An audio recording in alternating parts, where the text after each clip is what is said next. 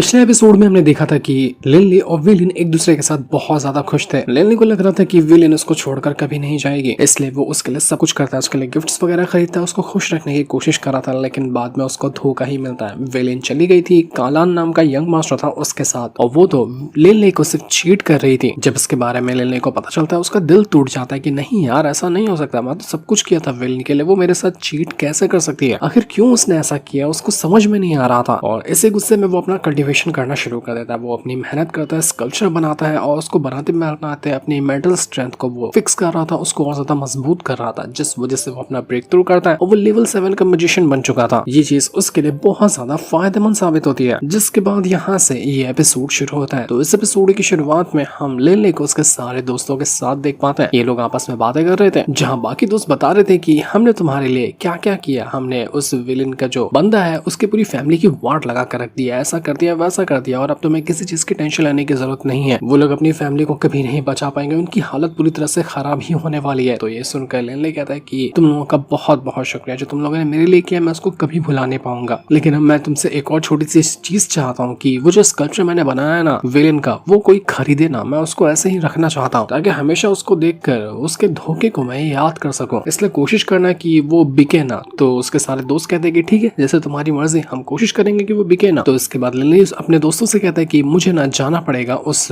Monster mountain के ऊपर वापस से। तो उसके दोस्त हैरान रह जाते हैं कि तुम वापस से जाओगे, वहां पर वापस से क्यों जाओगे? तो लिनली कहता है कि हाँ, मुझे जरूरी काम है, मैं पहले से ज्यादा स्ट्रांग हो चुका हूँ, तो मैंने कोई चीज छोड़ दी थी वहां पर, उसको लाने के लिए जा रहा हूँ। लिनली निकल चुका था मॉन्स्टर माउंटेन के लिए, और उसको वही ब्लू हार्ट फ्लावर चाहिए था, वही लोटस, जिसके जरिए अगर उसको कंडेंस करता है तो वो अपने आप को काफी ज्यादा स्ट्रांग बना सकता है। पिछली बार जब वो गया था तो उसने वो लोटस लिया था जो कि ग्रास जैसा होता है ब्लू कलर का, लेकिन जब वापस आ रहा था तो कई सारे बीस्ट ने उसके ऊपर हमला कर दिया था, इस वजह से लिनली को वो ग्रास छोड़ना पड़ा था। लेकिन अब लिनली लेवल 7 का मैजिशियन बन चुका है, उसके पास जो स्पेल्स वगैरह है वो काफी ज्यादा पहले से स्ट्रांग हो चुके हैं, तो उनके जरिए लिनली यहाँ पर उस ग्रास को एक बार फिर से हासिल करने की कोशिश कर सकता है। तो यही करने के लिए लिनली यहाँ पर आया हुआ था। वो कहता है कि मेरे पास अब मैजिकल स्पेल में तो लेवल 7 के मैजिशियन की पावर है, और अगर मेरी स्ट्रेंथ देखी जाए, जो मेरी ताकत है उसका अगर अंदाजा लगाया जाए, तो आराम से मैं लेवल 4 के वॉरियर के आसपास तो होंगे ही, और इतना काफी हो जाएगा ग्रास को लेने के बाद जो भी बीस्ट मुझे रोकने के लिए आते हैं उनकी वाट लगाने के लिए। तो इस बार तो मैं वो ग्रास नहीं छोड़ने वाला। आते साथ ही खतरों की तो बारिश उसके ऊपर शुरू हो जाती है, जहां देखो वहां से खतरे ही खतरे आते जा रहे थे। उसके पास हर तरफ के अटैक आ रहे थे, क्योंकि वो ग्रास इतना मामूली तो नहीं है, जितने भी बीस्ट होते हैं ना आसपास के इलाके के, वो सारे के सारे उसी ग्रास को प्रोटेक्ट करते हैं। और लिनली उसको लेने की कोशिश करेगा तो दिक्कत तो उसके लिए पैदा होगी ही। वो अपनी पावर का इस्तेमाल करता है, अपनी स्पिरिट का इस्तेमाल करता है, उसके जरिए जितने भी अटैक और बीस्ट वगैरह यहाँ पर आ रहे थे उसको लगने के लिए वो सभी को यहाँ पर रोके जा रहा था, उनकी वाट लगाया जा रहा था। लेकिन अफसोस की बात यह है कि जब ये यहाँ पर लौट कर आता है तो वहाँ पर ग्रास तो मौजूद थे, लेकिन वो बिल्कुल मुरझाए हुए थे, वो अभी पूरी तरह से खिले नहीं थे। तो ये देखकर तो लिनली का मूड खराब हो जाता है कि यार तो दिक्कत हो गई। लेकिन अगर यहाँ पर वो ग्रास उगे हुए नहीं है तो हो सकता है कि आसपास और कोई जगह होगी जहाँ पर मुझे वो ग्रास मिल सकते हैं, इसलिए मुझे और जगह को एक्सप्लोर करना पड़ेगा। वो आराम से आगे बढ़ता है, और जहाँ जहाँ उसको लग रहा था वो उस जगह पर जाकर वो ग्रास ढूंढने लग जाता।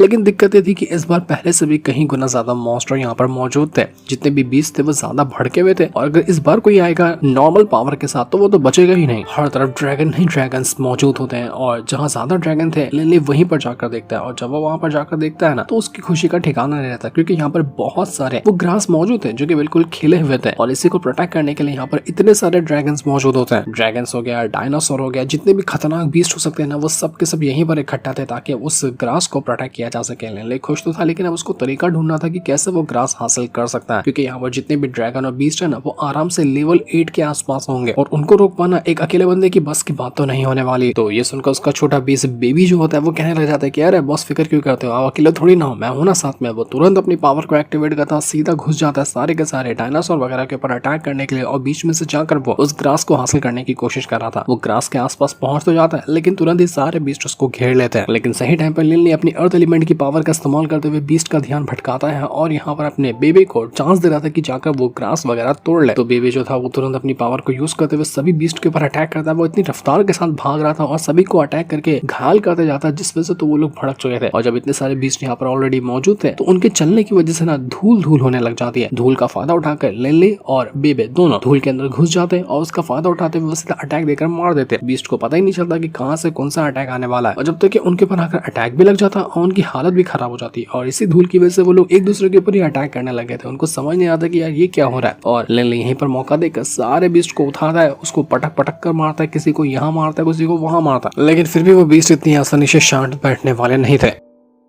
जितना भी ट्रैप करने की कोशिश करता है लिलियन बीस्ट को, वो लोग उसके अंदर से बच जाते हैं और फिर उसके ऊपर ही अटैक करने के लिए तैयार हो जाते हैं, क्योंकि ये लोग मामूली बीस्ट नहीं है, लेवल 8 के बीस्ट है, तो उनको मारना इतना आसान काम भी नहीं होने वाला था। पर लिलियन अपनी हिम्मत नहीं हारता, एक बीस्ट को वो अपनी तरफ भगाया जा रहा था और दूसरे बीस्ट तो पड़ जाता है बेबे की तरफ, क्योंकि वो उसको ग्रास लेने नहीं देने वाला है। बेबे कहने लग जाता है कि यार मेरे तो लग गए, ये बड़ा सा सांड जैसा बीस्ट मेरा पीछे ही नहीं छोड़ा, ये कहाँ से डायनासोर मेरे पीछे पड़ गया और ड्रैगन तुम्हारे पीछे पड़ा हुआ है। लेकिन फिर भी बेबे अपनी पावर का इस्तेमाल करता है। पावर का इस्तेमाल करने के बाद वो सारे के सारे बीस्ट के ऊपर अटैक किए जा रहा था। जो भी उसके रास्ते में आता वो किसी को छोड़ने वाला नहीं था। देखते ही देखते यहाँ पर एकदम भयंकर बैटल सीन हो जाता है। वो एक के बाद एक करते हुए अपनी पावर को यूज करता और उसके जरिए वो सभी बीस्ट को मारे जा रहा था, जिस वजह से बाकी के सारे बीस्ट भी भड़क जाते और तब हम देख पाते कि वहां पर एक बहुत ही भयंकर सा ड्रैगन है, काफी अजीब, वो काफी मिस्टीरियस लग रहा था, वो सबसे ज्यादा स्ट्रॉन्ग भी लग रहा होता है। और जैसे वो यहाँ पर आता है ना, बेबे उसको अपने पीछे लगा लेता। पीछे लगाने के बाद वो जैसे ही बीस्ट जो भी नया वाला आया था वो अटैक करने के लिए पहुंचता, वो साइड में हट जाता और अटैक जाकर लगता है दूसरे वाले ड्रैगन को, जो काफी टाइम से इन दोनों का पीछा कर रहा था। इससे होता ही है कि बेचारा वो बीस्ट वगैरह एक दूसरे के साथ ही भिड़ जाता है। भिड़ना तो नहीं चाहते थे एक दूसरे के साथ, लेकिन ऐसा सिचुएशन क्रिएट कर दी थी बेबे ने यहाँ पर कि वो लोग एक दूसरे के ऊपर अटैक कर रहे थे, जिस वजह से उनका दिमाग खराब हो जाता है कि यार ये बचकाना सा बीस्ट हम दोनों को आपस में लड़ा रहा है। और इसी मौके का फायदा उठाते हुए लिली जो था वो तुरंत ही उस ग्रास को उठा लेता है। ग्रास उठा लिया उसने और यहाँ पर जो दोनों बीस्ट थे वो अभी भी आपस में एक दूसरे के साथ ही भिड़ चुके थे। तब तक यहाँ पर लिली का काम तो हो गया, बस उसको अब यहाँ से भागना था। वो अपने बेबे को उठाता है और बेबे को उठाने के बाद वो वहां से भागने लग गया था। लेकिन अब सारे बीस्ट अपनी पावर का इस्तेमाल करते हुए उसके पीछे एक बार फिर से पड़ जाते हैं। वो अपने फायर एलिमेंट की पावर को यूज करते, जिस तरह का हो सकता था उस तरह का अटैक का इस्तेमाल करते हुए लिली को छोड़ने नहीं वाले थे। लिली को बड़ी तकलीफ होती है उनसे अपने आप को बचाने में, क्योंकि एक फायर की पावर को यूज कर रहा था, एक आइस की पावर को यूज कर रहा था। तो जैसे लिली अपने आप को बचाते हुए आगे बढ़ रहा था, उसको वहां पर एक गुफा नजर आती है। कोई और रास्ता तो नहीं मिलता, उसको पता भी नहीं कि गुफा कितनी खतरनाक हो सकती है, और यही ऑप्शन बचा हुआ था। तो सीधा वो गुफा के अंदर जाकर घुस जाता है। गुफा का जो एंट्रेंस था वो उतना ज्यादा बड़ा नहीं था कि ये बीस्ट अंदर घुस पाए, इसलिए वो लोग बाहर ही रुक जाते हैं और लिली आराम से अंदर जाकर पहुंच चुका था। लेकिन ये बीस्ट इतने आसानी से रुकने वाले नहीं थे, वो वहीं बाहर खड़े हो जाते कि अंदर से बाहर निकल कर तो आएगा ही ना, जब बाहर निकल कर आएगा हम उसी टाइम इसको दबोच कर मार डालेंगे। लिली परेशान हो जाते कि यार ये कैसे घटिया जगह पर आकर पहुंच गए, यहाँ पे तो बिल्कुल अंधेरा ही अंधेरा, क्या है यहाँ पर, मुझे कुछ समझ में नहीं आ रहा। लेकिन अच्छी बात है कि कुछ टाइम तो मिला उन बीस्ट से छुटकारा पाकर। अच्छी बात है कि वो लोग यहाँ पर अभी आ नहीं पा रहे हैं, तो लिली इस जगह को ही अच्छे से एक्सप्लोर करने लग जाता है। बेबे को भी ऐसा महसूस हो रहा था कि ये जगह बहुत ज्यादा खतरनाक है, यहाँ पर ना कुछ अजीब सी एनर्जी मौजूद है जो कि बहुत ज्यादा उनको तकलीफ दे रही है। और ये एनर्जी ऐसी है कि अगर लिली अपनी कोई मैजिकल स्पेल इस्तेमाल करना उसके ऊपर, तो हो सकता है कि उसके मैजिकल स्पेल उतने ज्यादा असरदार भी साबित ना हो इस एनर्जी के सामने। और जैसे लिली आगे बढ़ा था ना, उसके सर पे तो मुसीबत का पहाड़ टूट जाता है, क्योंकि यहाँ पर एक ऐसा बीस्ट था जिसको एक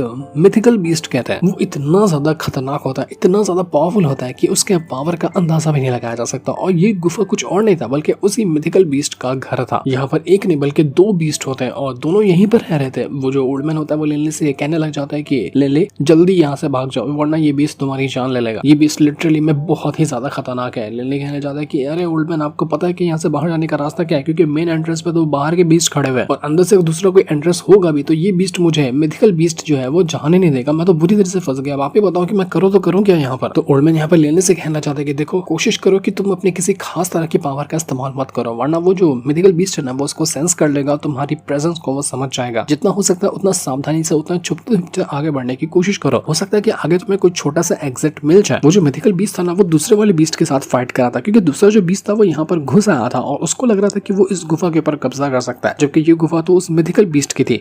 तो इसी वजह से मिथिकल बीस्ट दूसरे वाले बीस्ट के ऊपर अटैक कर रहा था कि तू मेरे घर में नहीं घुस सकता, और उन दोनों के बीच का बैटल शुरू हो चुका था। इसी बैटल का फायदा उठाते हुए लिली चुपचाप से आगे बढ़ने लग जाता है, क्योंकि वो उस मिथिकल बीस्ट की नजर में नहीं आना चाहता। एक बार अगर बीस्ट ने उसको देख लिया तो उसकी बचा डालेगा। बजा देगा क्या कि दांत में फंसा लेगा, लिली गायब भी हो जाएगा। इतना बड़ा ही मिथिकल बीस्ट था। लिली छुपते छुपाते यहाँ से बाहर निकलने का रास्ता ढूंढ रहा होता। उसको किसी भी तरह से एग्जिट चाहिए था ताकि वो यहाँ से बाहर निकल सके। लेकिन वो जो दोनों बीस्ट थे वो तो यहाँ पर एक दूसरे के साथ बहुत ही भयंकर वाली फाइट कर रहे थे। उनकी फाइट की वजह से ये पूरी गुफा जो होती है वो हिलने लग जाती है। हर तरफ के पत्थर वगैरह टूट रहे थे और धुआं क्रिएट हो गया था। और यही धुआं लिली के लिए फायदेमंद साबित हो रहा था कि जिसके जरिए वो छुप छुप करना आगे बढ़ रहा होता है। लेकिन एक दिक्कत वाली बात थी, क्योंकि ये जो धुआं था ना ये कोई नॉर्मल धुआं नहीं था कि धूल मिट्टी से बाहर निकले, बल्कि ये धुआं था उसी मिथिकल बीस्ट के ऑरा से निकला हुआ। तो ये इतना डार्क होता है ना कि आगे क्या है वो खुद लिनली देख ही नहीं पाता, उसको अपने हाथ के हाथ नहीं दिखाई दे रहे, तो वो आगे क्या देखेगा, उसका विजन पूरी तरह से ब्लॉक हो चुका था। अब वो आगे बढ़ते हुए कहीं बीच से ही टकरा ना जाए उसको ये भी नहीं पता, क्योंकि उसको दिखाई नहीं दे रहा कि आगे क्या है क्या नहीं है। तो उधर वो जो मिथिकल बीस्ट था दूसरे वाले बीस्ट से कहने लग जाता है कि घटिया निकम्मे रेप्टाइल कहीं के, दफा हो जा मेरी गुफा से वरना इधर तुझे गाड़ कर रख दूंगा। तो दूसरे वाले जो रेप्टाइल बीस्ट था वो से कह रहा था कि मैं तो यहाँ से नहीं जाने वाला, मैं इस गुफा के ऊपर अपना ही राज बना कर रखूंगा। तो इस वजह से वो अपनी और ज्यादा पावर को यूज करने लग जाता। पावर का इस्तेमाल करते हुए ना वो उस मिथिकल बीस्ट को फाइनली ट्रैप कर चुका था। वो किसी खास तरह की पावर का यूज करते हुए मिथिकल बीस्ट को ट्रैप कर देता है, जबकि उसके घर में ही वो घुसा हुआ था।